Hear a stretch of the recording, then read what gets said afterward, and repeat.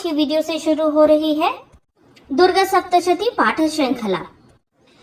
दुर्गा पाठ आरंभ करने से पहले कवच, अर्गला और कीलक जरूर पढ़ें और पाठ की समाप्ति और आरती के बाद क्षमा प्रार्थना जरूर पढ़ें। देवी कवचम को दुर्गा सप्तशती का बीज माना जाता है। सभी मंत्रों से पहले बीज मंत्र का पाठ किया जाता है, इसीलिए देवी कवचम का पाठ अर्गला, जिसे शक्ति के रूप में व्यक्त किया जाता है, और कीलकम से पहले किया जाता है। ओम इस श्री चंडी कवच के ब्रह्मा ऋषि, अनुष्टुप छंद, चामुंडा देवता, अगन्यास में कही गई माताएं बीज, दिग्बंध देवता तत्व है। श्री जगदम्बा की प्रीति के लिए सप्तशती के पाठंग भूत जप में इसका विनियोग किया जाता है। अथ देव्या कवचम, ओम चंडिका देवी को नमस्कार है। मार्कंडेय जी ने कहा, पितामह, जो इस संसार में परम गोपनीय तथा मनुष्यों की सब प्रकार से रक्षा करने वाला है और जो अब तक आपने किसी दूसरे के सामने प्रकट नहीं किया हो, ऐसा कोई साधन मुझे बताइए। ब्रह्मा जी बोले, ब्राह्मण, ऐसा साधन तो एक देवी का कवच ही है, जो गोपनीय से भी परम गोपनीय, पवित्र तथा संपूर्ण प्राणियों का उपकार करने वाला है। महामुनि, उसे श्रवण करो। देवी की 9 मूर्तियां हैं, जिन्हें नवदुर्गा कहते हैं। उनके पृथक पृथक नाम बतलाए जाते हैं। प्रथम नाम शैलपुत्री है, दूसरी मूर्ति का नाम ब्रह्मचारिणी है, तीसरा स्वरूप चंद्रघंटा के नाम से प्रसिद्ध है, चौथी मूर्ति को कुष्मांडा कहते हैं, पांचवी दुर्गा का नाम स्कंद माता है, देवी के छठे रूप को कात्यायनी कहते हैं, सातवां कालरात्रि और 8वां स्वरूप महागौरी के नाम से प्रसिद्ध है, नवी दुर्गा का नाम सिद्धिदात्री है। यह सब नाम सर्वज्ञ महात्मा वेद भगवान के द्वारा ही प्रतिपादित हुए हैं। जो मनुष्य अग्नि में जल रहा हो, रणभूमि में शत्रुओं से घिर गया हो, विषम संकट में फंस गया हो तथा इस प्रकार भय से आतुर होकर जो भगवती दुर्गा की शरण में प्राप्त हुए हो, उनका कभी कोई अमंगल नहीं होता। युद्ध के समय संकट में पड़ने पर भी उनके ऊपर विपत्ति नहीं दिखाई देती। उन्हें शोक, दुख और भय की प्राप्ति नहीं होती। जिन्होंने भक्ति पूर्वक देवी का स्मरण किया है, उनका निश्चय ही अभ्युदय होता है। देवेश्वरी, जो तुम्हारा चिंतन करते हैं, उनकी तुम निसंदेह रक्षा करती हो। चामुंडा देवी प्रेत पर आरूढ़ होती है, वाराही भैंस पर सवारी करती है, इंद्र का वाहन ऐरावत हाथी है, वैष्णवी देवी गरुड़ पर ही आसन जमाती है, महेश्वरी वृषभ पर आरूढ़ होती है, कौमारी का वाहन मयूर है। भगवान विष्णु की प्रियतमा लक्ष्मी देवी कमल के आसन पर विराजमान है और हाथों में कमल धारण किए हुए हैं। वृषभ पर आरूढ़ ईश्वरी देवी ने श्वेत रूप धारण कर रखा है। ब्राह्मी देवी हंस पर बैठी हुई हैं और सब प्रकार के आभूषणों से विभूषित हैं। इस प्रकार ये सभी माताएं सब प्रकार की योग शक्तियों से संपन्न हैं। इनके सिवा और भी बहुत सी देवियां हैं, जो अनेक प्रकार के आभूषणों की शोभा से युक्त तथा नाना प्रकार के रत्नों से सुशोभित हैं। ये संपूर्ण देवियां क्रोध में भरी हुई हैं और भक्तों की रक्षा के लिए रथ पर बैठी हुई दिखाई देती हैं। ये शंख, चक्र, गदा, शक्ति, हल और मूसल, खेचक और तोमर, परशु तथा पाश, कुंत और त्रिशूल एवं उत्तम शंख, धनुष आदि अस्त्र शस्त्र अपने हाथों में धारण करती हैं।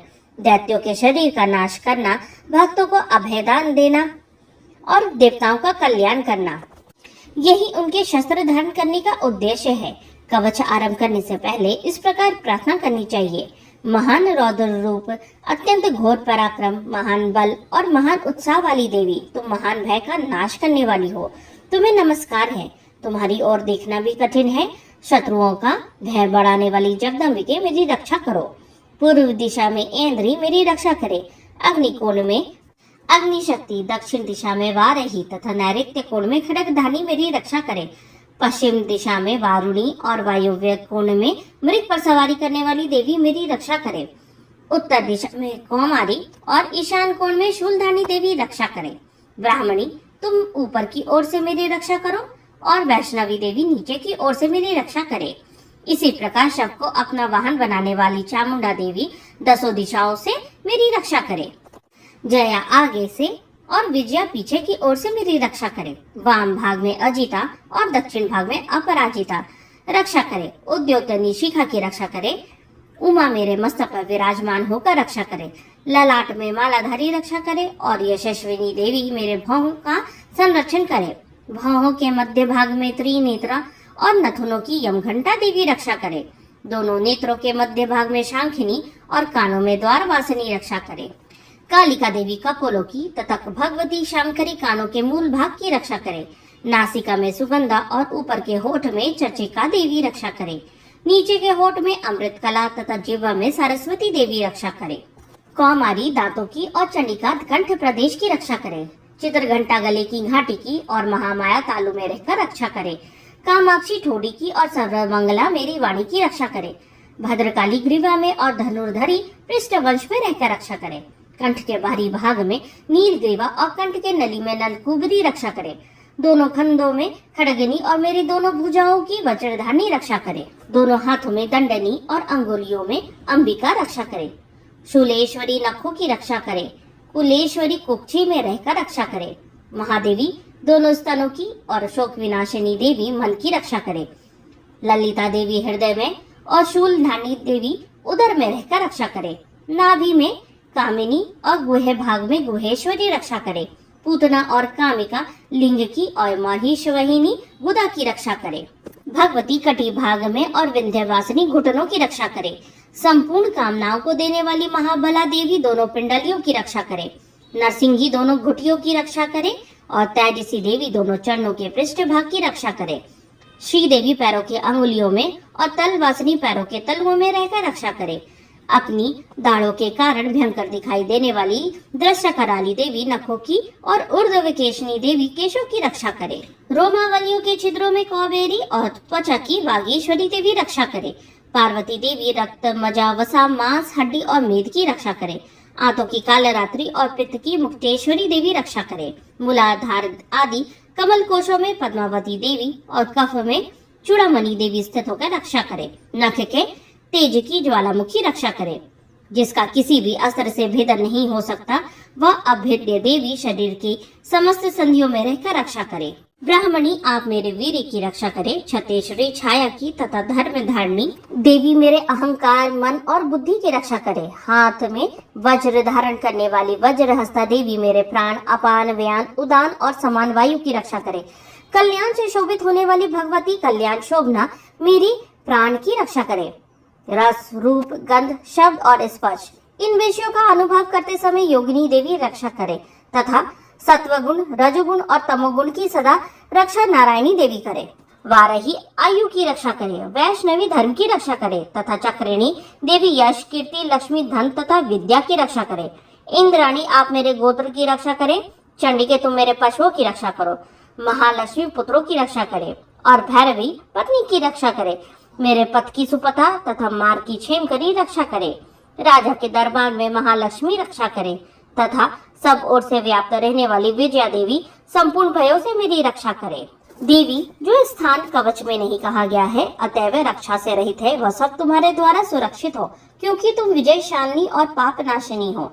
यदि अपने शरीर का भला चाहे तो मनुष्य बिना कवच के एक पग भी न जाए, कवच का पाठ करके ही यात्रा करे।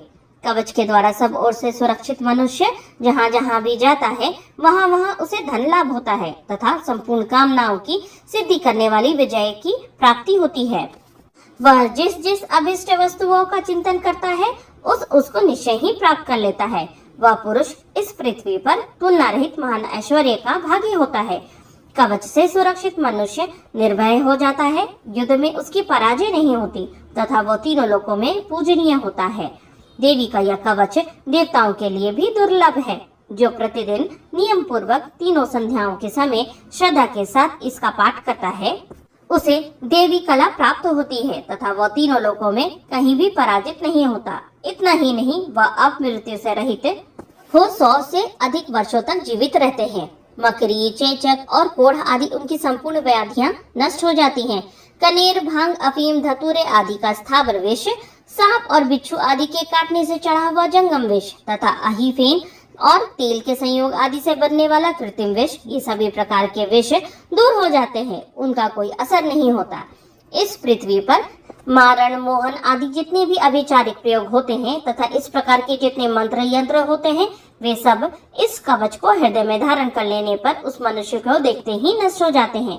यही नहीं, पृथ्वी पर विचरने वाले ग्राम देवता, आकाशचारी देव विशेष, जल के संबंध से प्रकट होने वाले गण, उपदेश मात्र से सिद्ध होने वाले निम्न कोटि के देवता, अपने जन्म के साथ प्रकट होने वाले देवता, कुल देवता, माला, डाकनी, शाकनी, अंतरिक्ष में विचरने वाली अत्यंत बलवती भयानक डाकनियां, ग्रह, भूत, पिशाच, यक्ष, गंधर्व, राक्षस, ब्रह्म राक्षस, बेताल, कुष्मांड और भैरव आदि अनिष्टकारक देवता भी हृदय में कवच धारण किए रहने पर उस मनुष्य को देखते ही भाग जाते हैं।